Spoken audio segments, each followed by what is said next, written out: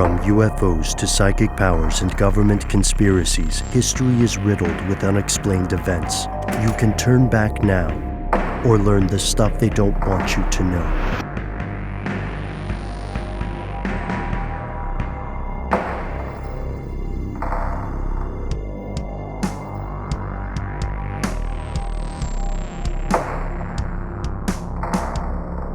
For some reason, I was on a Breaking Bad rabbit hole. I get into rabbit holes all the time. This one happened to be Breaking Bad because it's an amazing story with phenomenal writing and acting. And I was watching the train episode. If you've seen Breaking Bad, you know the one I'm talking about. Do you remember that? Yeah, I remember. No, give me one more detail. It's a heist. Yes, of course. Yes, of course. With the liquid, the stuff. They're trying to get the precursor. Yeah. Right. Yeah, this is... and then the little kid on the bike. Oh, yeah. Isn't that part of the train? Maybe I'm wrong. Yes, it is. No, that's at the... It's a big part. Very end of the episode. Because Todd, the guy who looks kind of like the Matt Damon, is... It shows the dark side of his character. But anyway, I was really excited to learn about this story you chose, Matt, because I'm on a train kick right now. There you go. But what's going on? Is there something crooked afoot? Well, it's yes, there's something crooked rail. So this story comes to us from December of last year, December 2020, but it's an update. That's why we're going to talk about it now. Last week, there's an update that we're going to talk about. So on December 22nd, 2020, this is what you need to know. A train derailed in North Washington, like Washington State, north of Seattle. And the problem is that it was carrying oil, like crude oil, and it caught on fire. It was a big explosion. It was a big deal for this small town where it exploded, the actual place where the train derailed and it exploded, called Custer, Washington. And the reason why we're talking about this story today is because the FBI, the Federal Railroad Administration, and the National Transportation Safety Board are all still looking at this derailment and trying to figure out exactly what happened. But there's some new information that came out stating that the only way that this train derailed, the only reason this could possibly happen is through sabotage. And the reason why it's important to us and to you is because anytime the United States railway system is under attack of any kind or is being threatened in any way, it threatens the entire system. It is, I think, impossible to overstate how important the railway system is to the United States and to commerce in this country and internationally, even. It is very, very important, very, very important that we, the United States, the FBI, all of these different organizations keep the railways safe, because if something did happen, it could be as simple as one or two people walking across some tracks that are just open, making 2 or 3 small changes on a rail car, and then leaving, and then causing almost $1 million worth of damage and causing massive explosions. Okay, that's a huge run-up to this, but let's talk about the details, guys. So this is a BNSF train that was derailed. BNSF has a really interesting history. It's 2 different rail companies that kind of melded into one thing, the Burlington Northern Inc. and I think it's the Santa Fe Pacific Corporation. They went together. They control a ton of the railways in this country, along with just a handful of other large companies that control the railways. And generally, like 99% of the time, at least according to BNSF, there's nothing like this that occurs.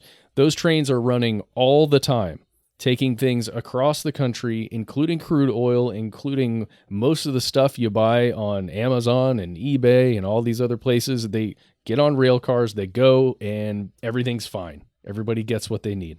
In this case, the rail cars were carrying something very different. We said crude oil, but a specific type of crude oil. It's called Bakken oil. So let's just take a minute and talk about Bakken crude oil, what this stuff is. It's also known as North Dakota Sweet or North Dakota Light, and it's called this because of its low sulfur content, but that also means that it's high in other types of fuels, essentially like butane and some of these other highly flammable substances. So unlike diesel fuel, if that was being carried on one of these trucks, this Bakken oil, when it's inside these pressurized containers, it is essentially a bomb, like legitimately a massive bomb. And it's extremely dangerous. And this stuff is being just carted around all the time. And we're not just talking about a little bit. This train that derailed was carrying 3 million gallons of this stuff on 106 different oil tanks, like oil cars, I guess. I don't know what you call them. Containers of oil. Like the big ones that you've probably seen before, the ones that they're very similar to the ones that refuel your gas station where you've been to. Okay, so I've kind of jumped around a lot already in this, buried so many leads. Good God, I'm sorry, y'all. Let's talk more about what exactly happened. So you've got a train coming from the North Dakota oil fields. Ooh, is this a word problem? I was about to say the same. I know it is kind of. Right, what speed? Well, it's the velocity. Here's the crazy thing: the speed limit when it crashed was 10 miles per hour. It was only traveling at 7 miles per hour. Right? Seems like, whoa, how in the heck did that happen? Well, here's where the investigation comes in. And in order to tell you about it, we have to add to the problem, to the math problem. Okay, great. Okay. So imagine you are running, you're an engineer on a train and you've been running through the night. You're on a 12-hour shift. It is around 8:30 in the morning. Your shift is about to end, and you hear that just a little ways further down the rail, there's a delay, so you have to stop for a little bit, for a while. You know you're coming up on time, and the union says you can't go over that 12 hours, so you're going to have to just park that train there for a while. So you have to check, make sure that your 6,500-foot train isn't blocking an intersection somewhere. And once you're clear of that, then you can park your train, you can lock it up, and you can leave. You can take essentially a shuttle back home, or however you get home from there. And when you do that, just imagine that's you did that. All right. Mm-hmm. Now, Noel, you're the next shift guy. You come in, all right. You're the engineer. You wake up, let's say, and you're like, oh man, I got to get over there. So at 11:15, you arrive via shuttle and you unlock the train, you get back on, and you get ready to take this train to continue along. By the way, this is perfect. Do you guys know how many human beings it takes to operate a massive mile-long train like this? I would say 2, 3. You're correct. Yeah, and literally, yes. An engineer, a conductor, and what they call a brakeman, or a brake person. That is a kind of a weird position that I don't fully understand. In this case, the brake person didn't even get on the train. So one of the 3 people didn't get on the train. They drove all the way over to the refinery, which was just a couple of miles away, I think 6 or 7 miles away, to make sure that the path is open for this huge rail car as it's coming through. So there are only 2 people, 2 human beings on this train running the whole thing. And as the train departs, you know the coupling? Have you ever seen this as a kid, or maybe played with a toy train, or even been on an actual train and operated it? The coupling between 2 cars, it's fairly unsophisticated, but there are some very sophisticated mechanisms that are also attached between the rail cars. It's not just the connector, but this connector somehow, between the first crew leaving and then Noel showing up, somehow one of these big connectors got released. So as the train pulls away, there's a couple of rail cars on the back that are not fully attached anymore. So as the train's getting up to speed, those the rail cars behind the fully attached train are getting momentum, and then they detach, and then they're still going. So the problem occurs when the rest of the train stops or has to slow down to make this curve and go 7 miles per hour. The rest of that train speed is continuing along at 21 miles per hour, slams into the back, causes the whole thing to derail. So the big question here, guys, you've seen train tracks around Atlanta. They're all over here because of, Terminus. That's what Atlanta used to be, and it still is in a lot of ways, a giant rail terminal. Yeah, you're right. I mean, the interesting fact about Atlanta is so many cities of that size historically are located at bodies of water for shipping purposes, and it's just easier to keep a clean city. But I would argue that in the case of Atlanta, the rivers or the water in this situation was replaced by rail and then later by air. So they really are kind of the rivers of the city. You can't ship a ton of stuff down the Chattahoochee, I wonder if you could. That'd be a fun thing to try. It would be a fun thing to try. One popular pastime here in Atlanta is people have a couple beers, hop on a tube, and then ship themselves down the river. Yep. That's about as far as it goes on a day-to-day basis. But where are you going with this? 4-drink minimum for that. Really? Where I'm going with this is it is ridiculously easy in parts of Atlanta to just access a rail car as if it stopped. There's a place where my family and I get ice cream that is over here where I live, and it is immediately on the tracks, and you can walk right out to the tracks, and very often there are huge trains of containers with sometimes... I don't know how volatile the materials are. I don't know all of the numbers. I know placards are designed to be identifiable from far away and easily, but the specifics, you have to know like a code a lot of times. But you could just walk right up to them, and if I knew what I was doing, I could detach one of those cars or something and cause this very thing to occur, where it's like a soft detachment. It's not fully detached, but the air brake system is still connected. And there's enough to actually pull the train along, at least for a time, before the other systems break it apart. I think it's just a little scary to me personally, imagining that it's that fragile.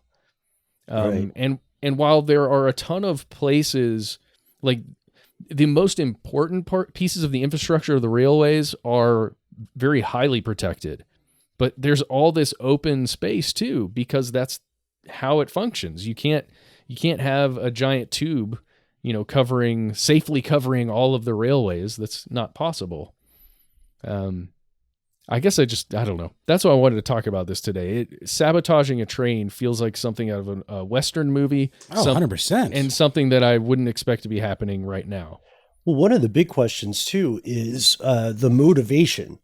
So first, this is not the official conclusion, right? If I understand correctly, this is a statement of a rail union official who is definitely an expert, but they are not law enforcement. And I think because of the unique position rail occupies in the U.S., there are multiple agencies that have to finish an inquiry before anybody can officially say this is sabotage or this would be worse for the train companies if they had to say that this was an error on our part, because they don't want to be liable for that. There's a lot at stake. But here's the thing, this becomes an investigation into possible acts of terrorism, right? Just by the nature of trains themselves. But my question to you, Matt, is who would have done this and why? I saw some anecdotal reports about two guys apparently being seen walking away from the train, but I don't think their identities have been released yet. No, they have not. And that was just a person driving by on the road that runs exactly parallel to the tracks there. And it was seen in that window between the first crew leaving and the second crew arriving. So there is a possibility there that these two guys, maybe one of them knew what they were doing. One of the major things that was said, at least in these conclusions or these alleged conclusions, they're saying that whoever did this, if it was sabotage, and they are saying it probably was, somebody knew at least to an extent what they were doing. And they won't release full details on that because, again, they don't want to give people a handbook for how to sabotage a train like this. But the other thing to note here, Ben, is that in the past, pretty recently, BNSF and other rail companies have noticed that there have been attempts to sabotage trains, and sometimes successfully, by people putting what they call shunts on the railways to basically confuse the systems on board the trains. So there are people attempting to at least soft sabotage, if you want to call it that, trains.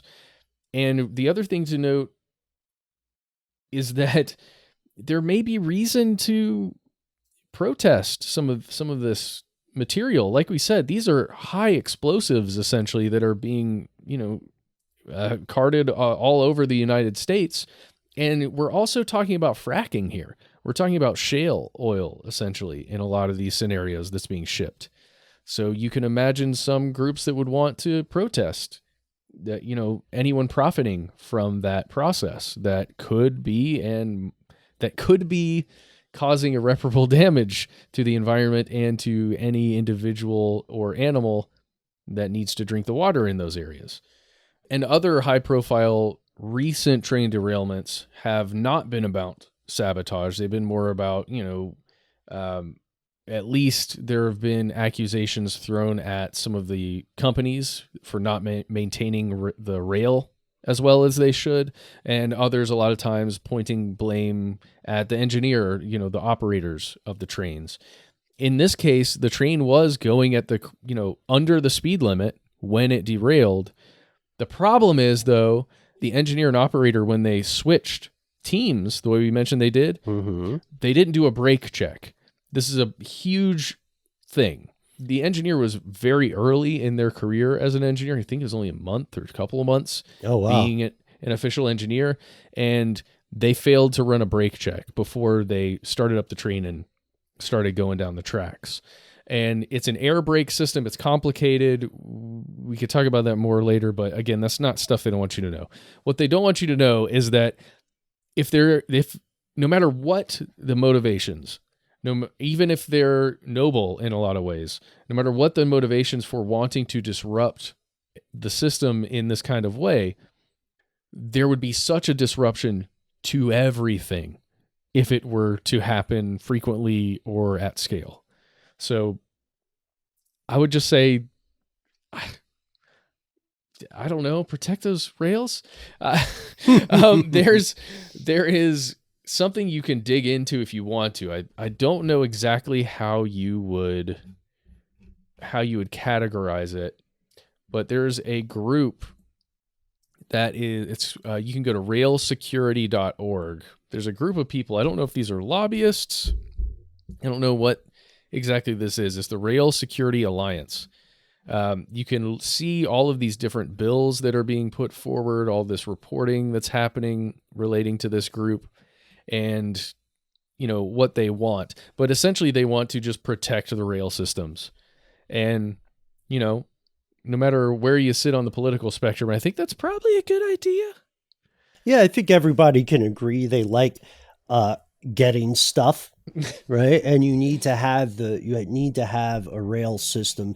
There's a lot more that the U.S. could do with its rail system as well. But it always brings me back to the conversation we have about alternative transport in general. Like, if people were better behaved, we could use dirigibles much more often. The problem with rail is that it is also vulnerable in very unique ways to bad actors, because it's not as if you can suddenly turn left in a train. You can't know something is on the horizon and take an alternate route. You go from point A to point B with no real chance of agility, right? Or maneuvering. So it's easy to predict where a train will be. And that's part of why so much work goes into keeping them secure. There is not an alternative at this point to ship things the way that we can with trains. And, that's why there are so many regulatory bodies that are super interested in anything going wrong on a train. That's why the staff or the employees are unionized. Their jobs are incredibly important to the vitality of the U.S. That's right. That is right. And it's interesting that it's such a legacy, technology. They haven't really figured out how to improve upon. You know what I mean? Like all that infrastructure still remains, and it's still absolutely kind of the beating heart of moving all of these products around. Obviously, there's also ships and shipping containers and planes and freight planes, but rail really is the most efficient one, and you can set your watch by it, right? Because you're not really subject to the same kinds of traffic issues that you would be, with freight, with Teamsters and all that. Yeah, and there's a huge political push in the United States right now for this, whatever the legislation finalizes as for this infrastructure bill coming through. And I'd be interested to know, I haven't looked at the nuts and bolts of it, but I'm wondering if there is money being spent on the rail system. I don't know. God, am I just being an old curmudgeon now? Like, watch out for the trains. We've got to protect the trains. All the crude oil. You should watch out for trains, though. It's like not for nothing. Once those things get going, they don't stop. That's why brakeman is a job. That's right. Seen fried green tomatoes? I mean, heartbreaking what can happen with those trains. I've been watching Handmaid's Tale. I've been watching this latest season. I know what happens. And it all happens in slow motion for some reason.